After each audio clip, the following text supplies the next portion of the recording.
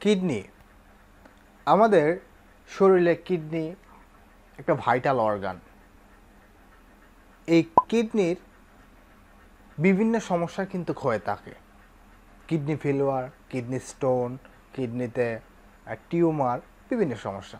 আজকে আমরা জানব যে কিডনি ফেলিওর হয়ে গেলে বা কিডনি বিকল হয়ে গেলে কি কি লক্ষণ আপনি নিজে দেখলেই বুঝতে পারবেন যে আসলে আমার কিডনি ফেলিওর হয়েছে বা বিকল হয়ে গেছে।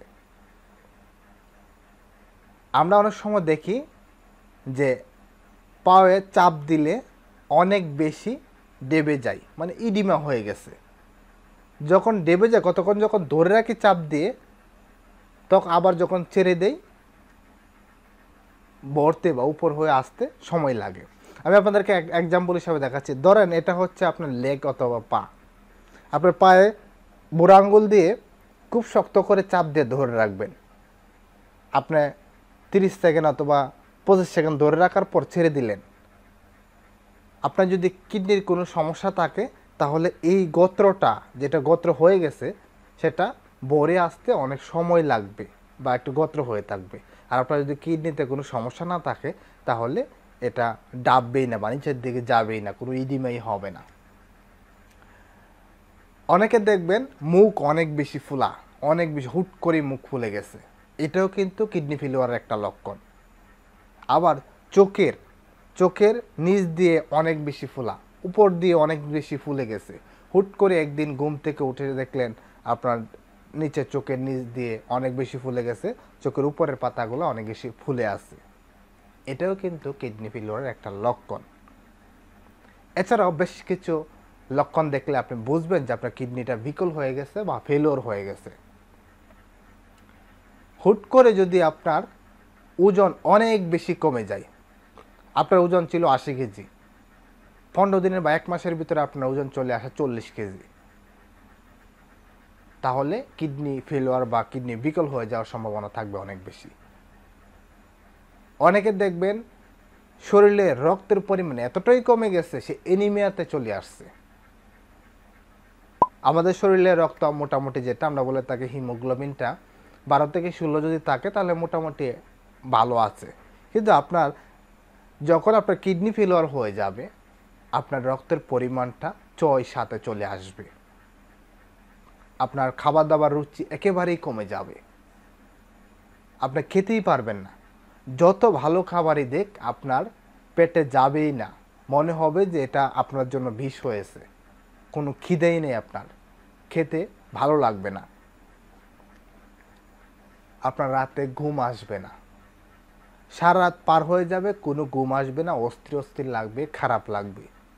আপনি নিজেকে অনেক বেশি ক্লান্ত মনে হবে, অনেক বেশি উইকনেস মনে হবে, আপনি দিন দিন দুর্বল হয়ে যাবেন।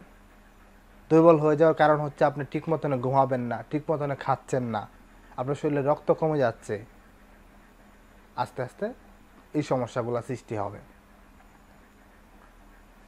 আপনি শেষ পর্যন্ত কী হবে, আপনি ক্রমাতে চলে যাবেন, আপনার উঠতেও পারবেন না, শুইতেও পারবেন না, লেথার্জি হয়ে যাবেন, দেন আপনাকে হসপিটালে ভর্তি করতে হবে। এইরকম সমস্যাগুলো যদি আপনাদের বাড়ির আশেপাশে বা আপনারা যদি বুঝেন তাহলে অবশ্যই চিন্তা ভাবনা করতে হবে যে কিডনি ফেলিওর রয়েছে, দেন নিয়ারেস্ট হসপিটাল অথবা ইউরোলজির সাথে পরামর্শ করতে হবে। আমরা এখন কারণ সম্পর্কে জানবো। এই যে আপনার কিডনিটা বিকল হয়ে গেছে বা কিডনিটা ফেলিওর হয়ে গেছে, এর আসলে কারণগুলো কী কী কারণে এই সমস্যাগুলো হতে পারে। যদি আমরা কারণগুলো জানি তাহলে ইন ফিউচারে এই যে কজগুলো থাকবে, কারণগুলো থাকবে, সেটার উপর ডিপেন্ড করে আমরা বদভ্যাসগুলো ছেড়েও দিতে পারি। যে কারণে আপনার কিডনিটা বিকল হয়ে যেতে পারে, এর মধ্যে প্রথমে হচ্ছে loss of blood in your kidney. আপনার কিডনি যদি ব্লাডের পরিমাণ কমে যায়, আপনার কিডনিতে ব্লাডের পরিমাণ কমে যাওয়ার বেশ কিছু কারণ রয়েছে। যেমন কারো যদি হার্ট অ্যাটাক হয় তাহলে আপনার কিডনিতে ব্লাড সার্কুলেশন কমে যেতে পারে। কারো যদি হার্ট ডিজিজ হয় তাহলে তার কিডনিতে ব্লাড সার্কুলেশন কমে যেতে পারে।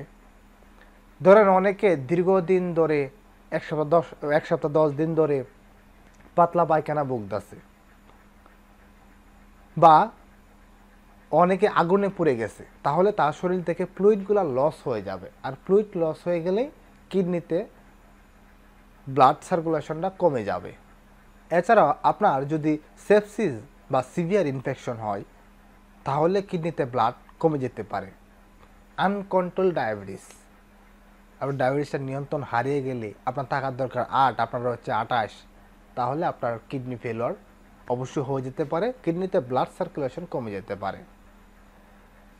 কেমোথেরাপি যারা ড্রাগ নেয়, অনেকে দেখবেন কেমোথেরাপি ড্রাগ তারা খাচ্ছে, দীর্ঘদিন যদি কেমোথেরাপি ড্রাগ খায় তাহলে কিডনিতে ব্লাড সার্কুলেশন কমে যেতে পারে। কিছু হচ্ছে আমরা নিজেরা করি, নিজেদের কিছু বদ অভ্যাসের কারণে আমাদের কিডনি ফেলিওর হয়ে যায়। আমরা দীর্ঘদিন ধরে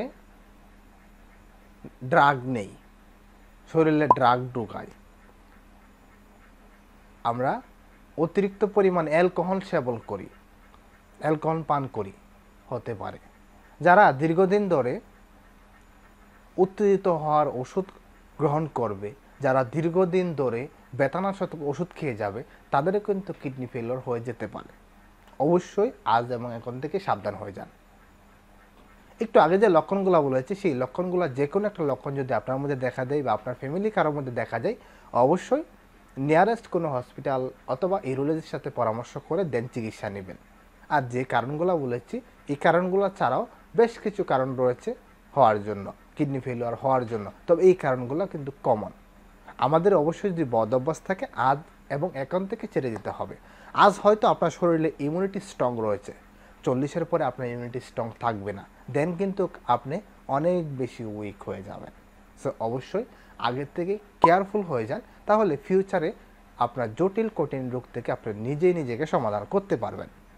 সো ধন্যবাদ সকলকে, সকলে ভালো থাকবেন এবং সুস্থ থাকবেন। নতুন হয়ে থাকলে দেন আমার চ্যানেলটাকে সাবস্ক্রাইব করবেন, আপনার কমেন্ট আমাদেরকে জানাবেন, ভিডিওটা বেশি বেশি শেয়ার করে দেবেন। ধন্যবাদ সকলকে।